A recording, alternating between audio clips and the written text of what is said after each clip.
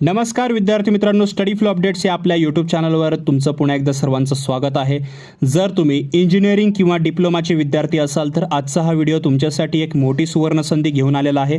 भारतीय रेल्वेने केंद्रीकृत रोजगार सूचना काढलेली आहे. ही जी अधिकृत घोषणा जी आहे ती केलेली आहे. चला तर मग कोणती वेळ न घालवता ही जी भरती आहे या भरतीची संपूर्ण माहिती अगदी सोप्या भाषेत आपण समजून घेऊया.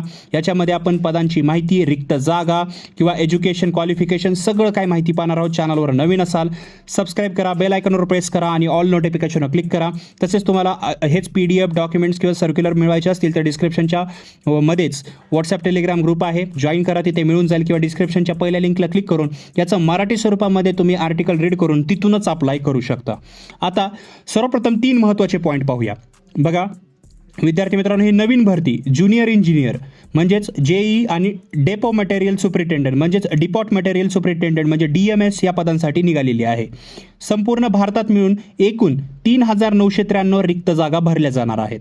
म्हणजे जवळपास 4,000 जागा याच्यामध्ये भरल्या जातील. यात निवड झाल्यावर तुमचे सुरुवातीचे मूळ वेतन हे 35,400 रुपये 7 पे CPC लेवल 6 नुसार असणार आहे. हे महत्त्वाचे 3 गोष्टी आहेत, ते लक्षात ठेवा. आता महत्त्वाच्या तारखा काय तर बघा, ऑनलाईन अर्ज भरण्याची प्रक्रिया 14 ऑगस्ट 2026 रोजी म्हणजे कालपासून जे आहे ते सुरू झालेले आहे. तसंच अर्ज करण्याची शेवटची तारीख आहे 13 सप्टेंबर 2026 म्हणजे करेक्ट तुम्हाला 1 महिना दिला जाईल. रात्री 12 वाजेपर्यंत 13 सप्टेंबर रोजी तुम्ही हा फॉर्म भरू शकता. जर अर्ज भरताना तुमच्याकडून काही चुकीची माहिती भरली गेली तर 16 सप्टेंबर ते 25 सप्टेंबर या कालावधीत तुम्ही 250 रुपये फी भरून तुमच्या अर्जात सुधारणा करू शकता. पण मी तुम्हाला सांगेल की फॉर्म भरताना जे आहे ते ॲक्युरेट माहिती तुमची जी आहे ती प्रोव्हाइड करा. जर चुकली तर बिनकामी तुम्हाला 250 रुपये जे आहे ते भरावे लागतील. पण जे करेक्शन विंडो असेल, जर काही चुकलंच तर करेक्शन विंडो जे आहे ती 16 सप्टेंबर ते 25 सप्टेंबर दरम्यान चालू असणार आहे. आता शैक्षणिक पात्रता काय? सर्वात महत्त्वाचा प्रश्न की या परीक्षेसाठी कोण अर्ज करू शकतं? तर बघा, या पदांसाठी मान्यताप्राप्त संस्थेकडून संबंधित शाखेतील 3 वर्षाचा डिप्लोमा म्हणजे BE BTech पदवी तुमच्याकडे असणं गरजेचं आहे. जर तुम्ही इंजिनियर असाल, BE BTech मध्ये तुम्ही इंजिनिअरिंग कंप्लीट केलेली असेल तर तुम्ही अप्लाय करू शकता. पण लक्षात ठेवा, जे विद्यार्थी सध्या त्यांच्या शेवटच्या वर्षाच्या परीक्षेच्या निकालाची वाट पाहत आहेत ते या भरतीसाठी अर्ज करण्यास पात्र नाही आहेत. तुमची पदवी 13 सप्टेंबर 2026 पूर्वीच पूर्ण झालेली असावी, तर हे लक्षात घ्या. पुढं आहे वयोमर्यादा. वयाचा विचार केल्यास 1 जानेवारी 2027 रोजी उमेदवाराची वय 18 ते 33 वर्षाच्या दरम्यान असावे. म्हणजे 1 जानेवारी 2027 पर्यंत काउंट केलं जाईल आणि तुमचं वय 18 ते 33च्या आतमध्येच असावे. तसंच आरक्षित प्रवर्गातील विद्यार्थ्यांसाठी नेहमीप्रमाणे वयामध्ये सूट देण्यात आलेली आहे. जसं SC ST या प्रवर्गातील उमेदवारांसाठी 5 वर्ष आणि OBC म्हणजेच NCL नॉन क्रिमिलियर्स त्या प्रवर्गासाठी 3 वर्षाची सूट आहे ॲज पर गव्हर्नमेंट नॉर्म्स.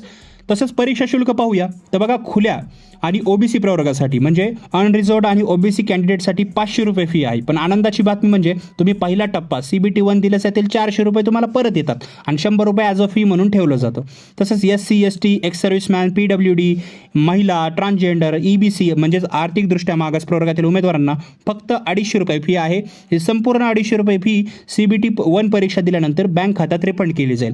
रेल्वेचं हे असतं की तुम्ही ज्यावेळेस परीक्षेसाठी जाता, तुम्ही परीक्षा अटेंड करता, तुमची प्रेझेंटी देता, त्यावेळेस तुमची फी जी आहे ती परत येते. तुम्ही जे काही बँक अकाउंट देतात त्या अकाउंट्समध्ये जे आहे तुम्हाला फी रिफंड केली जाते. पण ह्यासाठी परीक्षेला हजर असणं गरजेचं आहे, हे लक्षात ठेवा. निवड प्रक्रिया कशी आहे सर्वात महत्त्वाचं. आणि शेवट बघा, ही भरती प्रक्रिया मुख्यतः 2 टप्प्यात होईल, CBT 1 आणि CBT 2. म्हणजे CBT काय आहे तर मी 2दा-3दा नाव घेतलं, बरेच जण कन्फ्यूज असतील किंवा नवीन असतील. तर कॉम्प्युटर बेस्ड टेस्ट म्हणजे तुमची जी परीक्षा आहे ती कॉम्प्युटरवर घेतली जाईल. CBT 1 मध्ये 100 प्रश्न असतील तर त्यासाठी 90 मिनिटं वेळ मिळेल आणि ही परीक्षा फक्त पुढील टप्प्यासाठी म्हणजे स्क्रीनिंग स्वरूपाची असेल. त्यानंतर CBT 2 मध्ये 150 प्रश्न आणि 120 मिनिटाचा वेळ दिला जाईल. सर्वात महत्त्वाची सूचना लक्षात ठेवा, दोन्ही परीक्षांमध्ये नेगेटिव्ह मार्किंग लागू राहणार आहे. प्रत्येक चुकीच्या उत्तरासाठी 1/3 गुण वजा केले जातील. त्यामुळे परीक्षेत अंदाज मारणं तुम्हाला टाळायचं आहे. ॲक्युरन्सी तुमची चांगली असली पाहिजे. या 2 परीक्षा पास झाल्यानंतर तुमचे डॉक्युमेंट व्हेरिफिकेशन आणि वैद्यकीय चाचणी म्हणजे मेडिकल एक्झामिनेशन घेतली जाईल आणि त्याच्यानंतर तुम्हाला ड्युटी मिळून जाईल, म्हणजे तुम्ही नोकरीला लागाल. तर ही प्रोसेस आहे. तर मित्रांनो, ही होती RRB JEE भरतीची संपूर्ण माहिती. आता अजिबात वेळ वाया घालू नका. आजपासूनच अभ्यासाचे वेळापत्रक बनवा.